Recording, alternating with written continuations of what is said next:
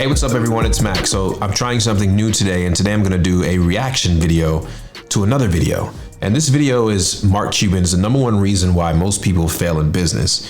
And I haven't watched this video before, so you're gonna watch it at the same time I'm watching it. I'm just gonna give you my live reaction to any comments that I have after it. So let's check it out. Out of all the reasons in the world, and I've read your book, you have the 10, all these keys to success, etc. What would you say is the #1 reason why people fail? Not necessarily why they make it, the complete opposite. Right, lack of brains, lack of effort. Lack of brains, 100%. Yeah, they don't do the work. They don't learn, when you walk in the room, when you start a business and you start to talk about somebody, you're never in a vacuum with no competition, unless you're just extremely lucky. And if there's going to be competition, that means somebody else knows your business as well as you do when you get started. And if you walk into a competitive environment and they still know more about the business than you do and more about your customers, you're going to lose.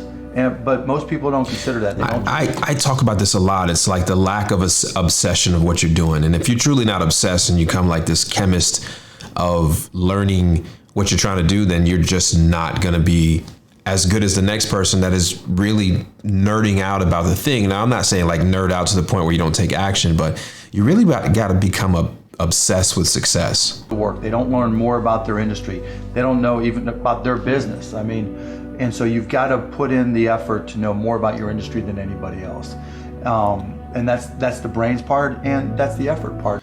And for me, that is so true. When it comes to real estate and wholesaling, I learned more about this industry than a lot of people very quickly. Not just like how you do things, but like really, how can I solve people's problems? If we mainly go after these type of people, this type of people, how do I find those people? How do I find those problems that those people are having and dissect it? Like I learned the foreclosure procedure by heart, whether it was tax foreclosure, deed foreclosure. I learned how probate, I learned it. I read the boring text of the general state statute in order to understand how it works. So I had a leg up on everybody else that was catching it, 3 or 4 steps down the road. I'm on step 1. And so he's 100% right. As well, because look, if you're competing with me, you better know what you're doing. Otherwise I'm gonna kick your ass. Exactly. And you're not gonna outwork me. And so, the combination is usually what kills businesses early on more than anything.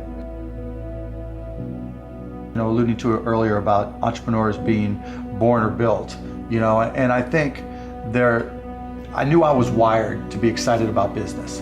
How or why, I don't know, but and there's certain guys that have the genetics to jump out of the gym, right? There's certain guys, that when they golf, they have the muscle memory and the discipline.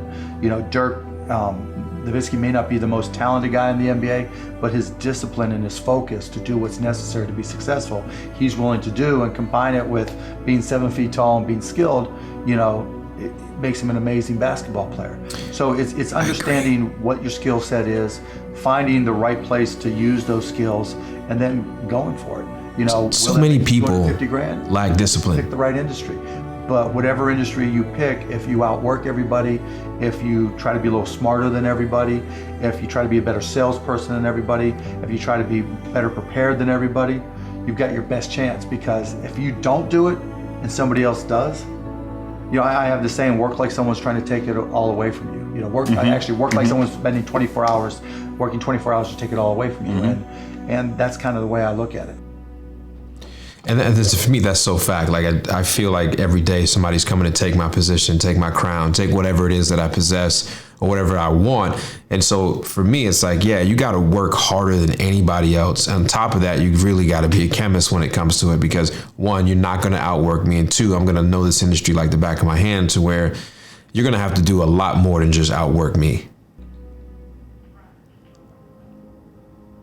I started my first business when I was 12. I was buying and selling baseball cards, buying and selling stamps, anything I could do to make money, I was hustling and trying to do. So I was into business, but I not so much where it was all my friends were into it with me, so they wouldn't know. Baseball cards. Yeah, baseball cards, you name it. I grew up in Pittsburgh. And so I would, probably even less than 12 years old, I would go out and buy a bunch of baseball cards that I collected, and I would package, I would say, okay, you're guaranteed to have a Pittsburgh Pirate in this package. And I would charge 3 times as much. And I'd set up on this park bench down in the park down in Scott Township where I grew up. And I'd have these little sales. And it was great. I made money, and it was, and I learned as much about business when I was 9, 10, and 12 as I learned any other time. Let's transition to a different subject with college. You went to IU, Yep. right? Now you got a lot of people that forget about school, drop idiots. out of school. They're idiots. So you think they're idiots? They're idiots. Tell me why. If you're going to have and run a business, if you don't understand accounting, you're already behind the 8 ball. Can't you hire a guy that knows how to run? I disagree with that. Here, as someone that basically I didn't go to college. I barely graduated high school. I don't believe college is a necessity.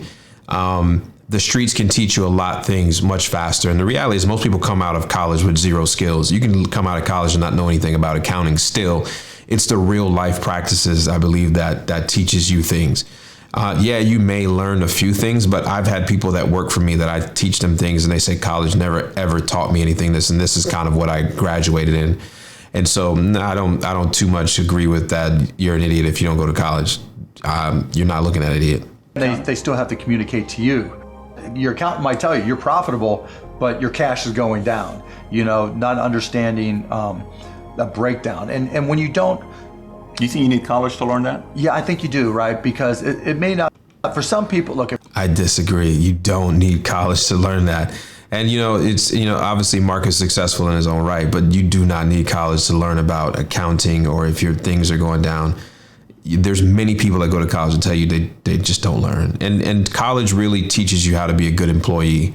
There's nothing that comes out of college that says you're going to be an entrepreneur ever, even in your own business school. If you're so self-motivated that you can take an online course in accounting and teach yourself everything, you're way ahead of the game anyways. But most people aren't. I don't care if you go to a community college and take accounting and spend $99 for the class. Just, spending the money forces you to be more obligated to do it. But accounting, finance, lesser extent marketing, sales if the school offers that. These are that's the language of business. And so while it's possible to teach yourself these things and while it's possible to hire them, when you're starting your own company, you don't want to have to spend money hiring an accountant. Well, let me take that. If you've gone through all these classes, you probably don't have to hire a lawyer to incorporate, right? You can probably figure out yourself. And so your cost of opening up a business drops, but even more important than all that, I don't care what college you go to and if you're in accounting, if you don't, you should hire an attorney to start your business the correct way, even if it's just paying an extra $500. I mean, yeah, you can start your own LLC for probably under $200 anytime, but there's people who are professionally trained to do it and do it every day. That's the blocking and tackling. That's the language of business.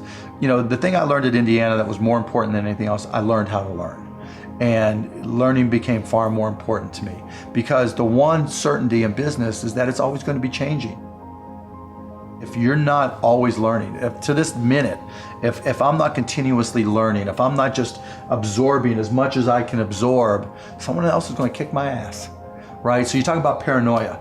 The greatest source of your paranoia should be knowledge. If someone else knows more than you do, and if you're not learning, if you don't know how to learn, if you don't have a thirst for learning and acquiring information, you're SOL. So do you think, let's just say if we put 10 guys here, you interview them, okay? You could within a 5-10 minute interview say, this dude's not going to make it as an entrepreneur. Yeah, I mean, I can typically tell, right? I can tell but by their passion, I can tell by their focus, I can tell by their preparation. There's a whole realm of things in any business. Here's the business you're in, and here's 1,000 things that influence whether or not you're going to be successful. Through my experience in businesses, I can put myself in his position and say, okay, here are 900 of the 1,000 things he has to be aware of, and then go through and ask. And by how many of those or her issues they've been able to address already, that kind of gives me a sense of how hard they're willing to work. And I can tell by the questions they ask me. So all I have to do is say, okay, what do you want to know? And when they start saying, what should I do? They ask you. Yeah, and that's fine, right? And I want them to ask questions, but people like to say, the only stupid questions are the ones you don't ask, and that's not right? Because the questions you ask tell whoever more about you than anything else you do. Because in particular, it tells me about your preparation.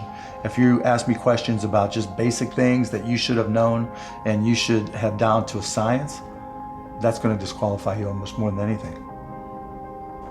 Do you think there needs to be a healthy level of paranoia? Oh, absolutely. There needs to be. Oh, yeah. I mean, I always say, for every one of my businesses, I say, what would I do to kick my own ass? Right? So whatever business you have, there's somebody trying to put you out of business. There's somebody trying to take a bite out of your business. And it's better for you to figure out how they're going to do it rather than they do it. And so, yeah, that's being paranoid. And so you have to be paranoid. You have to anticipate other people's next moves, and you can't ever, downplay the competition. I agree with that. For me, that is, you're always trying to stay on top of the game. Like, you're always trying to understand or predict the next thing. And so never get comfortable in whatever you're doing at whatever level of success you are, because you are there's always somebody coming for you, somebody trying to do something better. So you need to be on top of it so you don't, you don't want to kick your own ass. You want to kick your own ass, actually. I was at a business plan competition this morning at a college, and they were kind of being dismissive of the competition. And so you can't ever do that. They're out there trying to take you down, and they're not just going to sit still. And if you're good, really, really good, you're going to inspire them to work even harder, faster, better. And so you have to be, very self-aware of what you're good at and what other people are good at. And, a healthy dose of paranoia makes a big difference, is very helpful. How does one entrepreneur increase the speed in areas that they can increase? There's certain things you can't control. Speed in what way? Speed of growing your business. All right. So how fast can I grow? Yeah, it just depends. You've got to know your own skill set, right? And you've got to know how that fits within your company's life cycle. Some companies are slow grind. And you just have to understand that, and you've just got to bide your time until it starts to click, and then grow with it quickly. If you're trying to release a product that needs to be ubiquitous, you've got to go as fast as you can, and then release a product, like a launch. Yeah, and there's a lot of people who will say, perfection is the enemy of profitability, right? And that doesn't mean you have to wait till it's a perfect product. It really just depends on what the product is. A barber shop, right? And that's where a lot of people do, analysis paralysis. They try to get all the information before they get started. And that just kills you, because I'm going to go out there and fail 5 or 6 times before you even start, and learn more than you're ever going to learn inside that book, or you're trying to reach that perfection before you get going.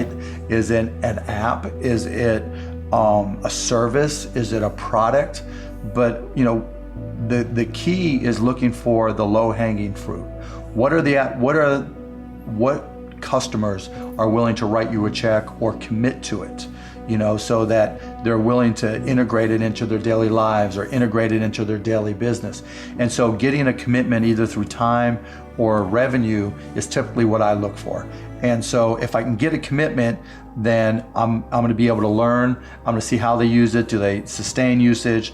And then once I get the next one, hopefully it came a little bit faster than the first one. Then I can ask for referrals, and then the next one, and I just try to ramp it up. When I bought the Mavs, we had no season ticket holder base. And so literally it was a matter of just putting a list of former season ticket holders in a white pages back then, on my desk next to my phone, and making phone calls. You? Yeah, me. Yeah, because if I'm not going to do it, how can I expect someone else to do it, right? So just get on the phone. Hey, this is Mark Cuban. I'm the new owner of the Dallas Mavericks. I'd like to invite you back for a game. It's not, though. This is my business. But you can't get regular sales guys or something to make those calls once they get to a quarter. You're a guy that's a billionaire. You're making those calls. But that's all, and that's fine and good, right? Because everybody's got their own goals, right?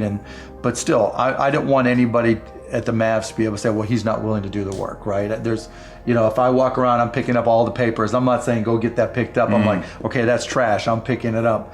But in terms of speed of growth, it's really, you got to get that first customer first. And then when you get that first, what did you learn? Reiterate, get that next one. Reverse engineer. And then hopefully, as you learn more and more through the process, then the next one comes by even faster. And that's how you scale any business. You reverse engineer your last customers. And so I agree with a lot of the things that Mark was saying here in the video. I like Mark as a business guy. I've read some of his books just out of leisure. And, he's a good thing. The only thing I don't agree with is his that you have to go to college and you should go to college. I don't think so. Nor do I think everybody should be an entrepreneur. And that's why most people fail, because it's made as this glorious thing online, which it can be, but it's not always. It's a lot of hard work and a lot of sacrifices and a lot of responsibilities. And some people think it's the ultimate success, which it could or couldn't be for you, but there's nothing wrong with making $100,000 a year working as a W-2 employee, or $250,000 being a good employee. I hire people that make good amount of money because they're real good at what they want to do. They just don't want the responsibility of being a business owner, and they want to be able to turn off at 5 or 6 o'clock. And as an entrepreneur, you don't get that. So, the number one reason why I think most people fail business is because they actually didn't want to be an entrepreneur in the first place. And so I've seen places where, because I used to own 2 restaurants, and somebody said, "Oh, a restaurant failed in here before. You sure you want to do it again?" And 99% of reason why restaurants fail is because of bad management. And so if you're not willing to try and learn and learn from your mistakes, then it's just gonna be bad. The restaurant business is a good business. There's somebody successful in every spectrum of business there is. So is there any really bad business to get into? So I think the number one reason most people get into fail for entrepreneurship is because they just simply are not entrepreneurs, and it's not something that you can just turn on a light switch and become one. Now you can learn things about being an entrepreneur, but business and entrepreneurship is really tough. And if you're not open to it, then I don't know. So if you are in business and you're struggling with something, comment below on what you're struggling with and what do you think is what you need help with. And then if you also have an opinion on kind of what is the number one reason people fail, I'd love to hear your guys' opinion in the comments below. So just write a comment below and tell me what you think your number one reason why people fail, and I'll read through them and I'll pin some of the best ones at the top. And then if you guys like this, I'll do more reaction videos and more things. Like always, don't forget, subscribe, like, share with a friend. You know what it is. I appreciate you guys. I'll see you next time.